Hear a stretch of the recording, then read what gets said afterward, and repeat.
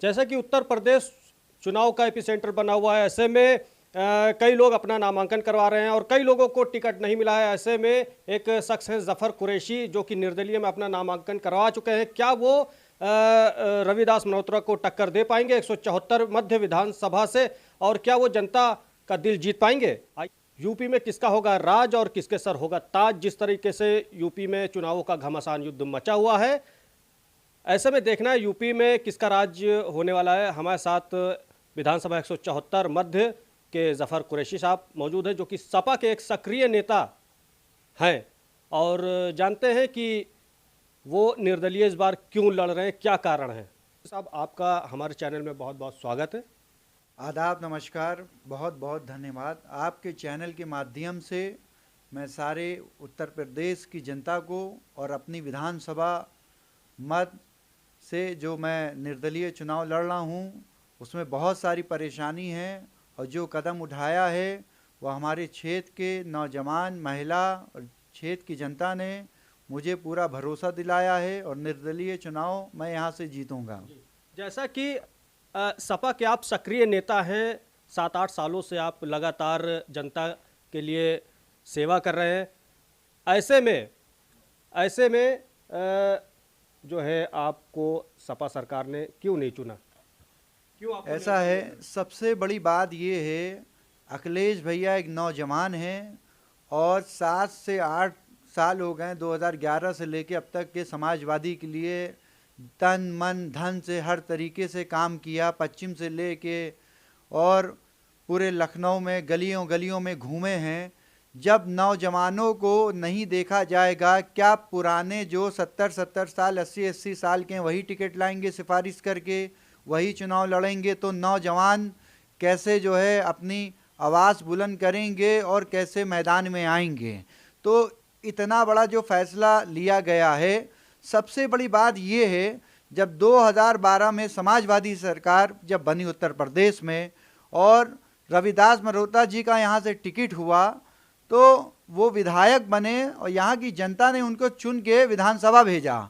उसके बाद से 5 साल का जो कालकाल रहा, जो हमारे क्षेत्र की परेशानी रही, आप सभी को जैसे पता होगा, उत्तर प्रदेश की राजधानी लखनऊ है, पूरा उत्तर प्रदेश लखनऊ से चलता है। और जब उत्तर प्रदेश जो सेंट्रल है, जिसको जहाँ पे विधानसभा और सारी चीज़ें आती हैं, वहाँ पे आप देख लीजिए, जितनी गलियाँ हों या पानी भरने का काम हो, रोड का काम हो, और विधायक बनने के बाद अगर जो आदमी मिले ना क्षेत्र की जनता से, सुख दुख में पहुँचे ना, परेशानी में खड़ा ना हो, विधायक जी को फ़ोन किया जाए तो बताया जाए अभी 2 घंटे बाद कॉल करिए, तो ये कहाँ का जो है फिर जनता का मन टूटता है। और उसके बाद मैं एक चीज़ आपके चैनल के माध्यम से बता दूं, जब 2017 में बीजेपी आई और यहाँ से चुनाव लड़े पाठक जी, वो जनता ने चुन को उनको विधानसभा भेजा।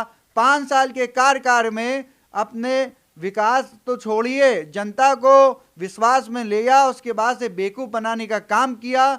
गलियों तक नहीं आए हैं, विकास नहीं हुआ है, रोड का काम नहीं हुआ है, जो नौजवान है, स्टूडेंट है, उनको नौकरी तक नहीं मिली है।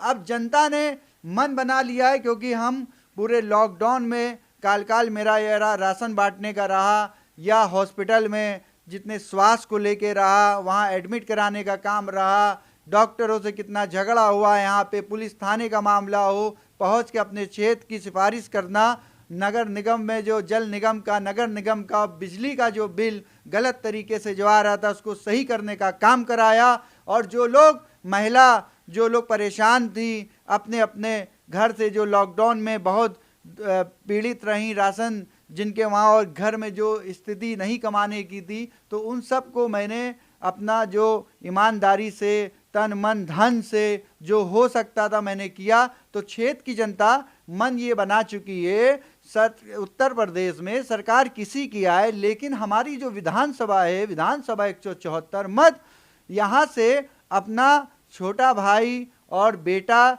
जफर कुरैशी, जो लोग उसको जानते हैं, पहचानते हैं, 24 घंटे में से 16 घंटे फ़ोन उठता है और सबके बीच में पहुंचता है। सबसे बड़ी बात यह है, अगर विधायक आपको जनता ने बनाया है और आप उसके विश्वास से गए हैं और अगर आप उसका काम नहीं करोगे और क्षेत्र का विकास नहीं करोगे तो दोबारा जो है आपका वो स्वागत नहीं करेगी।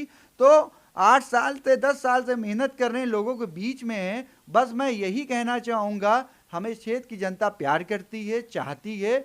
मैं उनका छोटा बेटा हूँ और एक एक्टिव चेहरा हूँ और तन मन धन से सेवा करूँगा और मैं निर्दलीय चुनाव जीतूँगा। क्षेत्र के वासी हमारे जितने हैं सब हमारे लिए तन मन धन से लगे हैं। बस यही कहना चाहूँगा, विश्वास किसी का नहीं तोड़ूंगा। जैसा कि आप निर्दलीय लड़ रहे हैं, ऐसे में मेन फोकस आपका क्या होगा? किन मुद्दों को लेकर के आप जनता के समक्ष जाएंगे? सबसे बड़ी बात ये है, जो स्टूडेंट हैं, जो नौजवान हैं, उनकी नौकरियों के लिए मुद्दा उठाना।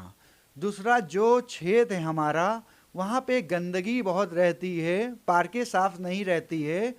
दूसरा मुद्दा हमारा ये है। तीसरा मुद्दा हमारा ये, जो रोडें नहीं बनी हैं, जो गलियाँ नहीं बनी हैं। और चौथा मुद्दा हमारा जो गलियों में और मोहल्लों में पानी भर जाता है, सीवर लाइन की दिक्कत है काफ़ी सालों से, इसको दूर करने का काम करेंगे। और जो जल का जो पानी कुछ मोहल्लों में आता है, बड़ा गंदा आता है, उसको साफ करवाने का काम करेंगे, लाइन नहीं पड़े तो लोगों को दिक्कत ना हो। और दूसरी बात ये, जो लोग क्षेत्र के जो बूढ़ा हैं, जो जिनके घर परिवार में कोई नहीं है, तो उसके लिए पेंशन बनवाने का या राशन पहुंचाने का जो कंट्रोलों में जो लूटपाट होती है उसको सही करने का काम किया जाएगा। और जितनी क्षेत्र की हमारे क्षेत्र की मस्जिद हैं और मंदिर हैं, जो पंडित जी हैं, हाफिज जी हैं, उनकी आपने देखा होगा उनकी फ़ीस बहुत कम होती है, सैलरी 4000 5000। तो जुम्मेदार लोग हैं उनसे सिफारिश करके उन सब के लिए भी काम किया जाएगा। आप किस पार्टी को अपने अपोजिट में मतलब मानते हैं, टक्कर किसको देंगे आप?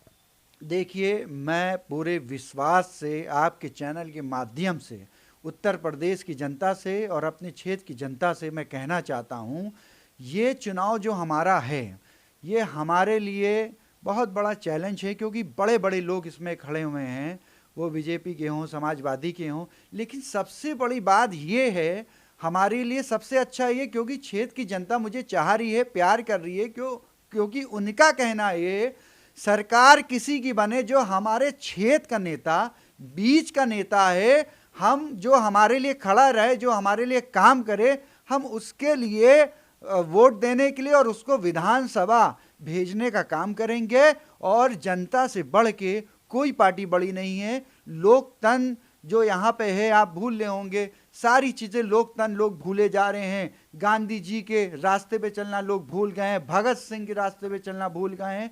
तो हम नौजवान हैं, गलियों में निकलेंगे और सबको बड़ा अपना आदर्श मानते हुए और गांधी जी के विचारों पे और भगत सिंह जी के विचारों पे चलने का काम करेंगे। सुख दुख में सबके रहेंगे। स्वास्थ्य की सबसे बड़ी कमी है, जो सरकारी स्कूल हैं वो बने हैं, वहाँ टीचर नहीं हैं, बड़ी बुरी हालत है। तो इन सबको करने का काम करेंगे। अखिलेश जी के लिए क्या संदेश है, क्या कहना चाहेंगे आप? अखिलेश जी के लिए मैं ये कहना चाहूँगा, एक वो वरिष्ठ नेता हैं, बड़े नेता हैं, उनको जो डिसीज़न जो टिकट को लेके हुआ है उससे आम जनता में बड़ी नाराज़गी है। और जो टिकट हुए हैं, जो पुराने लोग हैं जो संघर्ष करते हुए आए हैं, तो उनको टिकट मिलना चाहिए। जो नए लोग को टिकट हुए हैं तो उनके ऊपर विचार बनाना चाहिए। अगर 4 साल से 2 महीने से कोई आ जाएगा, उसका टिकट होगा, तो जो पुराने नेता हैं वो कहाँ जाएंगे।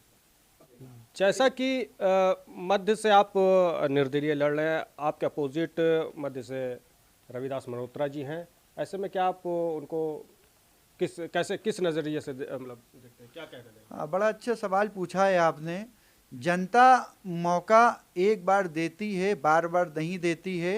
और सबसे बड़ी बात यह है, विश्वास भी एक बार होता है, बार बार नहीं होता है। हमारी जो फाइट है, जो लड़ाई है, सबसे बड़ी बात है, इनका हर जगह विरोध हो रहा है और हमारा स्वागत हो रहा है। तो हमारी जो लड़ाई है वो हम नहीं, हमारे क्षेत्र के लोग, सब लोग साथ में लड़ रहे हैं और हमें जितवाने का काम कर रहे हैं। और उम्मीद करने वाले की कभी हार नहीं होती है, तो उम्मीद पे सब कायम है। और मैं छोटा हूँ और मैं सबके बीच में काम किया है, तो डेफिनेटली मैं जो है विधानसभा पहुँचने का काम कर रहा हूँ, जाने का हूँ। किससे लड़ाई है आपकी? लड़ाई हमारी देखिए दो ही लोग हैं, एक रविदास मल्होत्रा जी हैं और एक बीजेपी के हैं, दोनों से फाइट है। लेकिन हमने आपसे कहा ना, जो हमारे क्षेत्र की जनता है वो बस यही कह रही है, सरकार अब किसी की आए, हमारे क्षेत्र का नेता हमारे बीच का होना चाहिए। तो ये थे हमारे साथ निर्दलीय पक्ष के उम्मीदवार जफ़र कुरैशी साहब, जो कि कह रहे थे कि यदि अगर वो जीतते हैं तो जनता में जो शिक्षा है, बेरोजगारी है, इन मुद्दों को लेकर के मैं जनता के समक्ष जाऊंगा।